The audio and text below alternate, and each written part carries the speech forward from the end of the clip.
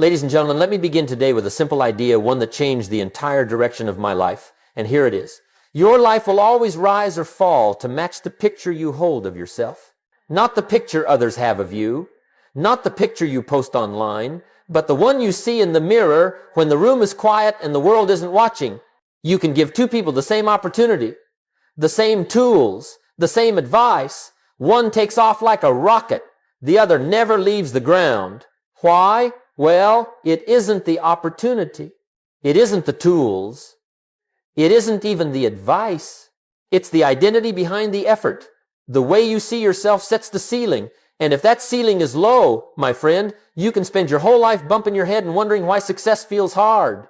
See, you don't get out of life what you want. You get out of life who you are. Your results don't follow your wishes. They follow your self-image. And here's the part most people never realize. Your self-image is not fate. It's not written in stone. It's design. Just like a house, a business, or a garden, it can be redesigned, rebuilt, and renewed. But most people never redesign it.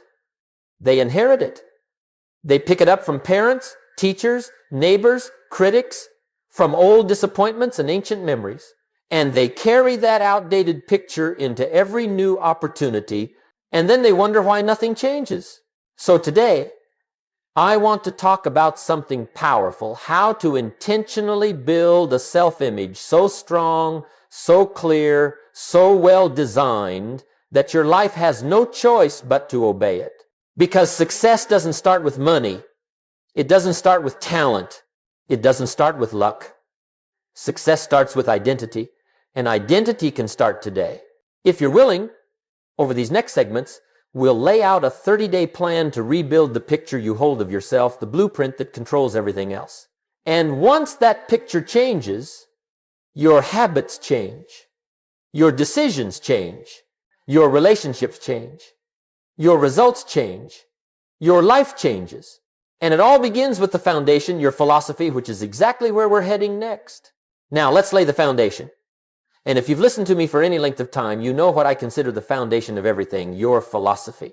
Your philosophy is simply the set of beliefs you carry about life, about opportunity, about responsibility, and most importantly, about yourself. It's the guidance system for your behavior. It's the lens through which you see the world. And it quietly directs every decision you make. Most people think their problems come from circumstances. But let me give you a little truth, maybe one you've heard me say before. Your circumstances don't shape your life nearly as much as your philosophy does. Two people can grow up in the same house, in the same town, facing the same challenges, yet end up living completely different lives. The difference isn't the weather, it's the worldview. But here's the challenge. Most people never examine their philosophy. They never ask where their beliefs came from. They never question why they think the way they think. They simply accept the first set of ideas they bumped into as children and carry them all the way into adulthood, sometimes all the way into old age.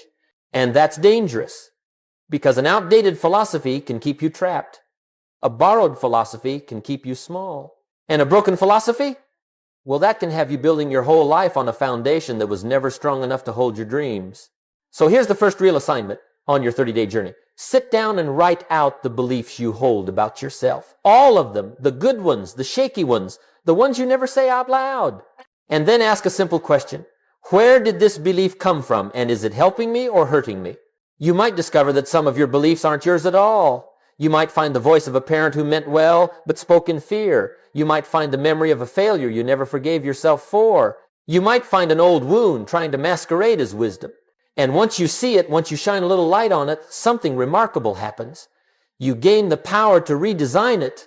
See, your self-image isn't permanent. It's just a story you've rehearsed long enough to think it's true. But stories can be rewritten. And the moment you change the philosophy, you change the direction of your life. So we begin here with awareness, with honesty, with a willingness to rebuild the foundation. Because if the foundation is right, we can build something magnificent on top of it. And speaking of building, now that we've cleared the ground, it's time for the next step, creating the new picture, the self-image blueprint that will guide everything that follows.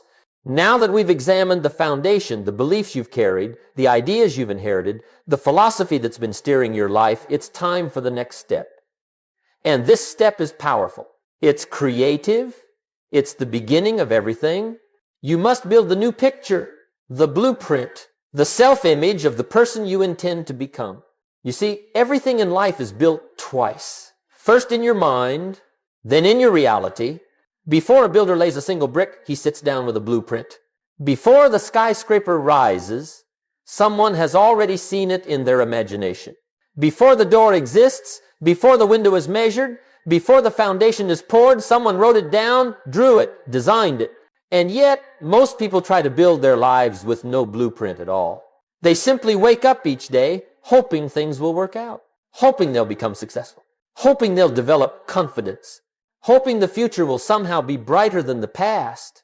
But my friends, hope is not a design, and a life with no blueprint becomes a life built by accident. So here's the next assignment, and I promise you, it's one of the most important exercises you'll ever do. Sit down and write out, in detail, the person you intend to become.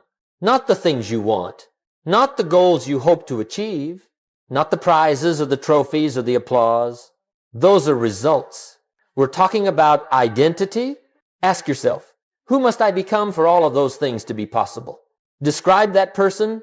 Write out how they speak, how they think, how they treat themselves, how they respond to challenges, how they handle responsibility, how they manage their money, their time, their health, their relationships. Write down the disciplines they keep, the habits they practice, the standards they live by. Because until that picture is clear, you will drift. You will move, but you will not progress. You will work, but you will not advance. You will hustle, but you will not transform. A poor self-image makes every goal feel out of reach. A powerful self-image makes every goal feel inevitable. And something remarkable happens once you create this blueprint.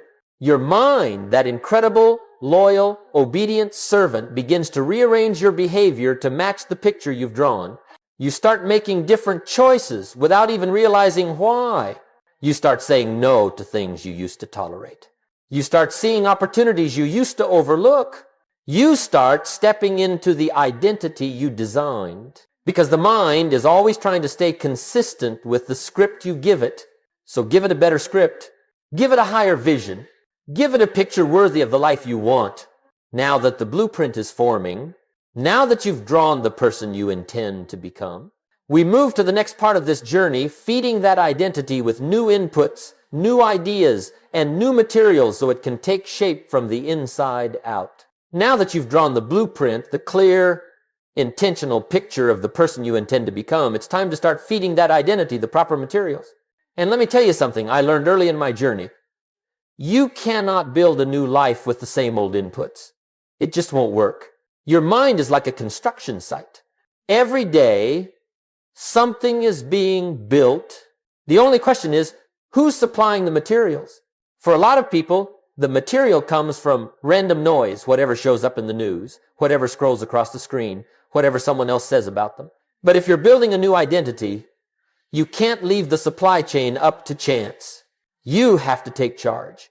You have to become the architect and the contractor. So I want to give you 3 disciplines, 3 daily inputs that will begin shaping your new self-image from the inside out. 1, read 30 minutes a day. Not entertainment, not gossip, not the latest distraction. I mean reading that expands your thinking, elevates your philosophy, sharpens your understanding, reading that feeds the person you intend to become. When I was young, I discovered books could do what circumstances couldn't. They could transform me. A book is like a mentor you can carry in your hands. Wisdom becomes portable. Advice becomes available on demand. And here's the miracle. The more you read, the more you begin to think like the people you're reading from. That's how you start rewriting the script in your mind. 2, journal every evening. Sit down with yourself for a few minutes at the end of the day and write. Write what you did. Write what you felt. Write what you learned. Write what you intend to improve tomorrow. Journaling is how you meet yourself on paper. It's how you see the gap between who you are and who you're becoming. It's how you extract meaning from your experiences instead of letting the day disappear into memory. Reflection gives shape to identity. 3, speak to yourself with dignity. And this one is big, bigger than most people realize. Most people talk to themselves in ways they would never talk to a friend. They criticize, condemn, doubt, belittle. And then they wonder why confidence never sticks. But confidence doesn't come from praise. It comes from alignment. It comes from speaking to yourself in a way that supports the self-image you are building. So from now on, your self-talk must match your blueprint. Speak as if you are becoming that person. Speak as if your words hold weight because they do. Your mind listens. Your identity listens. Your future listens. If you want to build a stronger self-image, you must feed it stronger words. And that's the power of daily inputs. They're small, but they're steady. They don't make you new overnight, but they start the transformation from within. And if you stay consistent, they create a mind that begins to believe in the person you're designing. Now that we've begun supplying the right materials to the mind, the next step is to raise the standards, the rules your future self lives by. Now that the mind is receiving new material, new books, new thoughts, new reflections, it's time for something just as important, new standards. Because let me tell you something I've learned after many years of observing people. You don't get what you want in life, you get what you tolerate. Your standards are the invisible boundaries that shape your behavior. They determine what's acceptable, what's unacceptable, and what's non-negotiable. And if your standards stay low, your life stays low. If your standards rise, everything else rises with them. Most people have dreams that sit miles above the standards they live by. And that's the reason their dreams stay dreams. You cannot pursue excellence while tolerating habits that belong to your old self-image. You cannot move toward a new life while dragging along the behaviors that kept you stuck. So here's the next step in your 30-day transformation. Write out the standards your future self lives by and make them non-negotiable. Not preferences, not wishes, not I'll try. I mean standards, rules, self-governance. Start with this question. What behaviors have been keeping me small? Maybe it's procrastination. Maybe it's inconsistency. Maybe it's keeping the wrong company. Maybe it's talking down to yourself. Maybe it's making excuses when you know you had more to give. Whatever it is, identify it. Because you cannot rise while holding on to the habits that pulled you down. Then, once you've identified what must go, write the standards that must take their place. Standards like, I keep the promises I make to myself. I do what I said I'd do, even when the mood has changed. I don't let small distractions steal big opportunities. I speak to myself with respect, even in difficult moments. I start my day with intention, not reaction. I spend time with people who raise my thinking, not lower it. These are standards, and standards change identity. Because once you raise your standards, you raise your life. Once you say, this is who I am now, your behavior begins to follow that declaration. It's one of the great mysteries of the human mind. We always move toward the rules we set for ourselves. But here's the key. Standards must be lived, not just written. They must be practiced daily until they become part of the fabric of who you are. And as you begin to enforce these new standards, something powerful happens. The gap between who you were and who you're becoming begins to widen. You start leaving behind the old version of yourself, the version that tolerated too much and expected too little. Now, once these standards are in place, we must look at something just as important, the environment you're living in. Because even the strongest standards can't survive in a poisonous environment. Now that you've set new standards, the rules your future self will live by, we arrive at one of the most decisive forces in shaping your identity, your environment. And let me tell you, this is a big one. Because you can write the finest goals, rehearse the greatest intentions, adopt the strongest disciplines, but if your environment contradicts the identity you're trying to build, your environment will win every time. Human beings are programmable. We're influenced. We adapt. We blend in with the attitudes, the habits, and the expectations of the people around us. And here's the simple truth. You will always rise or fall to the level of your surroundings. Some people wonder why change is hard. Well, it's hard because they're trying to grow in soil that doesn't support growth. They're trying to change their self-image while living in an environment that reinforces the old one. It's like planting a seed in concrete and hoping it becomes a tree. The problem isn't the seed, it's the soil. So here's the next task in your 30-day journey. Audit your environment. Take an honest look around and ask, does my environment support the person I'm trying to become? Or does it sustain the person I'm trying to leave behind? Let's break it down. 1. Audit the people. Jim Rohn said it for decades. You are the average of the 5 people you spend the most time with. Your self-image is shaped by the expectations of your circle. If you're surrounded by people who settle, you will shrink. If you're surrounded by people who complain, you'll learn the language of limitation. But if you surround yourself with people who aim higher, who think bigger, who expect more of themselves, you'll start reaching higher almost automatically. 2. Audit the content you consume.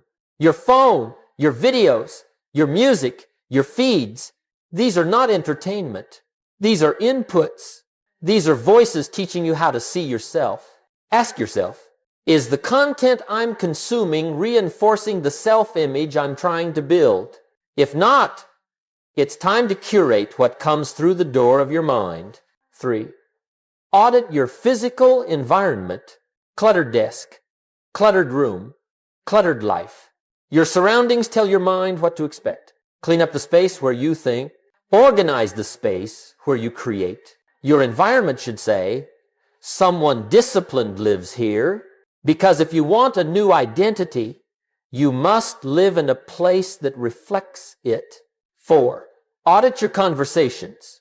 Some conversations elevate your vision. Others erode it. Some challenge you to grow. Others pull you back into old patterns. Pay attention to how you feel after talking to someone. Drained or driven, weakened or strengthened, smaller or larger. Your self-image listens to every conversation you engage in. And here's the great news.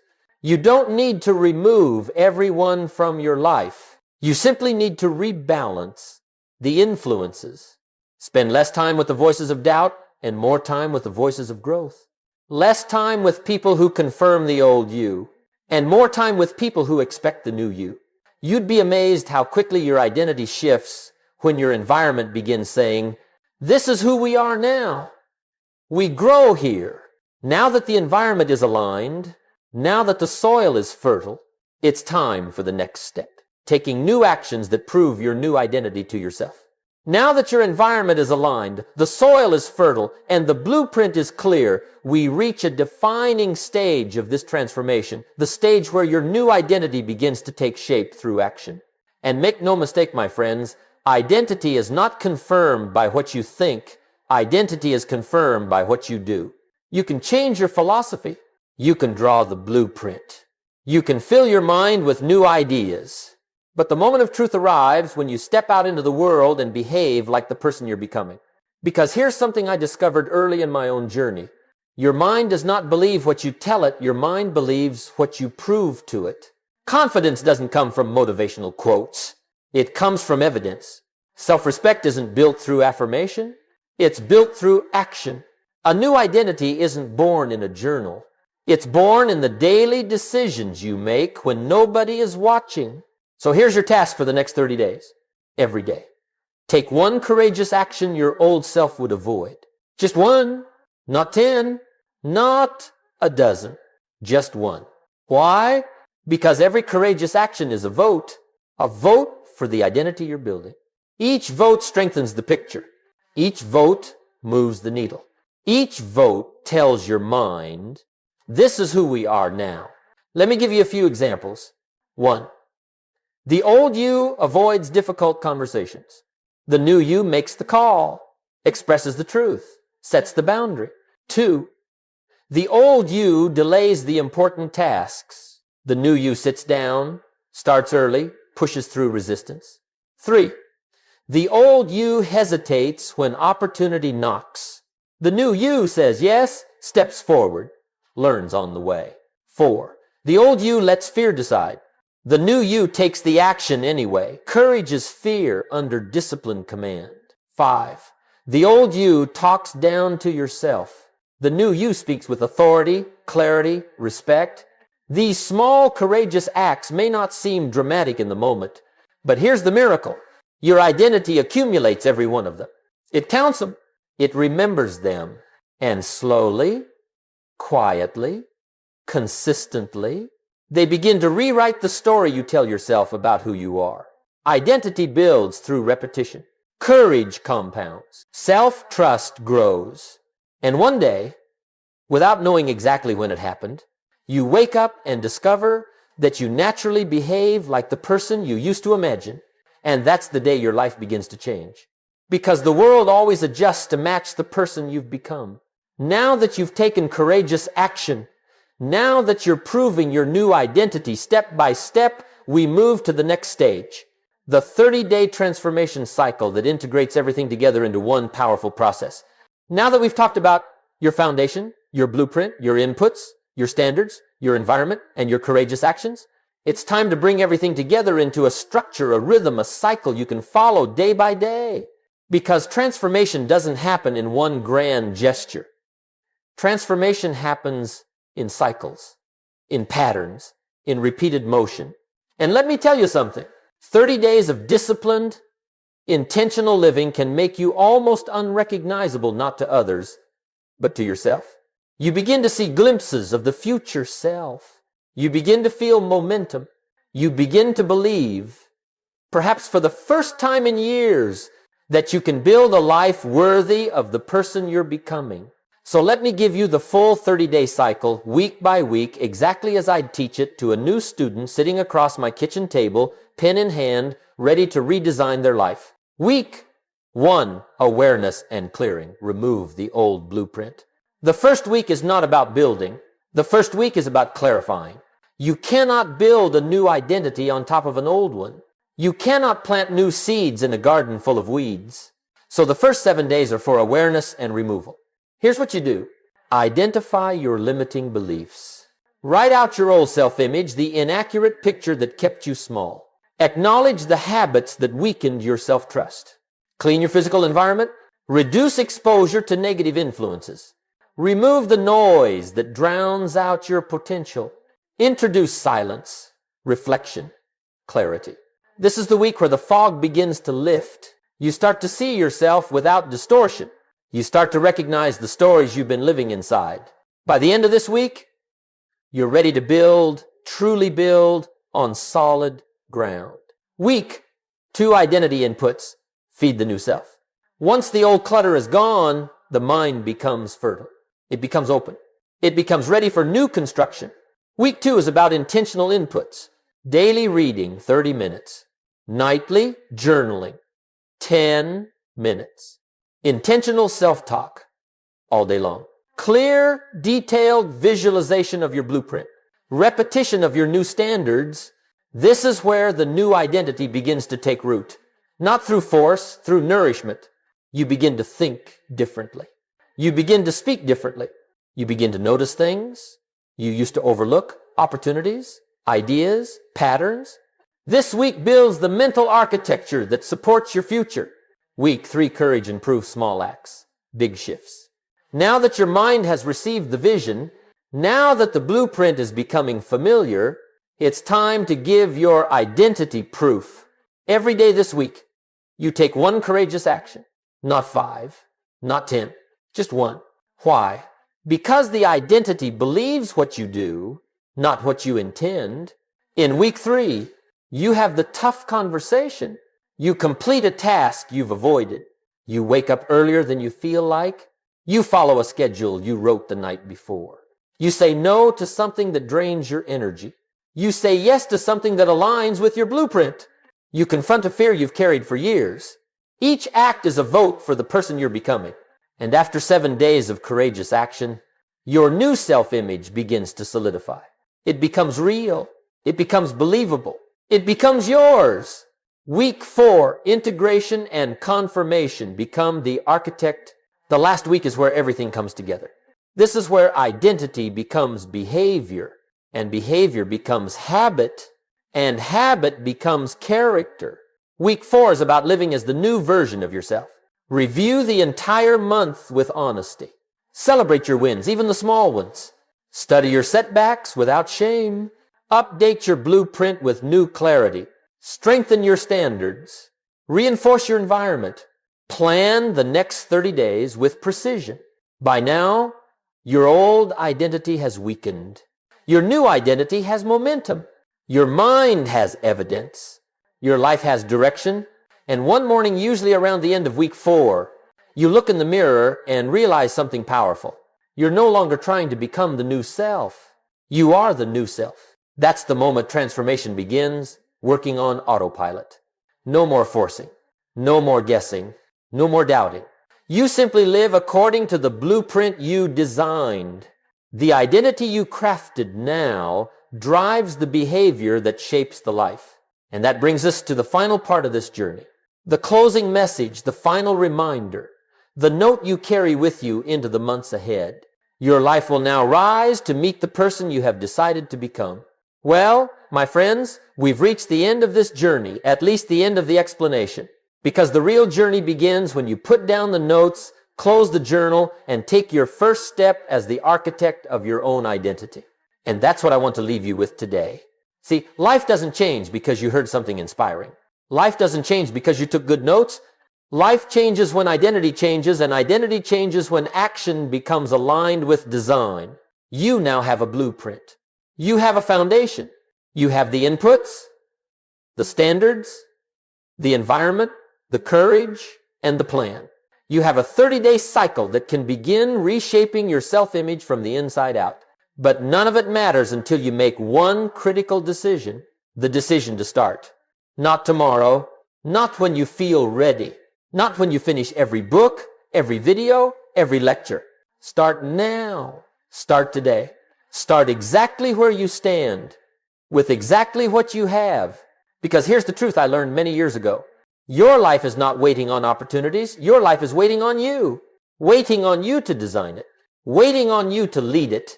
Waiting on you to become the person who can step into the future you've imagined. Most people spend their whole lives reacting to circumstances, reacting to problems, reacting to the opinions of others. But the great life, the meaningful life, the fulfilled life, is built by those who decide to create instead of react. Become the creator of your days. Become the designer of your philosophy. Become the author of your habits. Become the guardian of your environment. Become the person your future requires. And let me give you one final thought, something I've repeated for decades because it's always true. If you want your life to change, you must change. And when you change, everything changes. Your relationships change. Your opportunities change. Your results change. Your future changes. But most importantly, your self-respect changes. And let me tell you, there's nothing quite like that feeling, the feeling of looking in the mirror and realizing that you've kept a promise to yourself, that you've become someone worthy of the life you're building, someone capable, someone disciplined, someone intentional. That's the reward of identity work. That's the payoff for 30 days of design, discipline, and courage. It's not the goals. It's not the money. It's not the applause. It's becoming someone you're proud to meet each morning. So take the blueprint, take the habits, take the courage, take the plan, and begin. Because now you know the truth. Your life will always rise to meet the person you decide to become. And you've just decided to become someone extraordinary. Now go build the evidence. Go build the habits. Go build the identity. Go build the life.